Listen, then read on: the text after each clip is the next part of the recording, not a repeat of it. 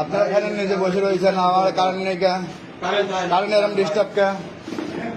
মালিক আছে কারেন্ট মারে খায় না, তাহলে আমরা আমাদের সরকারের বদনাম হচ্ছে না।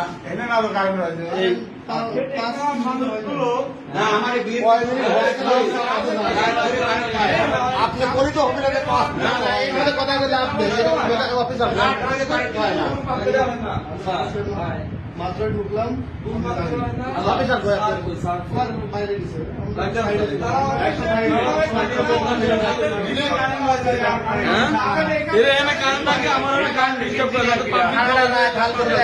ঘুম পাতে পারেনি সারা